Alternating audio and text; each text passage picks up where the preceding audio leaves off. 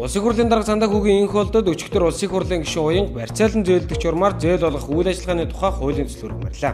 Нийслэлийн ардсан оюутны холбооноос хотын дарга Батүл Тандан ардсан намынхныг эвтэй байхыг хүсжээ. Монгол Ардын намын дарга улсын хурлын дэд дарга энх болдоор ахлуулсан улсын хурлын гишүүн сонгоны хайрхан дүрэгт ажиллажээ. Энэ хүрээнд улсын хурлын гишүүн Намтай Баяр, Эрдэнэт нийслэлийн эрдэнэ төлөөлөгчдийн хурлын тэргүүлэгч Баатар Зориг, Монгол Ардын намын эдийн засгийн бодлогын газрын дарга Ариун Зоя нар сонгоны хайрхан дүргийн 15 дахь ороонд ажилласан байна.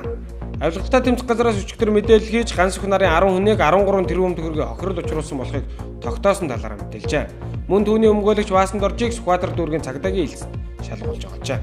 Нийслэлийн мэргэжлийн хяналтын газраас Улаанбаатар хотын иргэдийн үндэсний их усүр туулгын усны бохирдлын түвшинг тогтоож бохирдлын шалтгаан нөхцөлийг тодорхойлсон байна.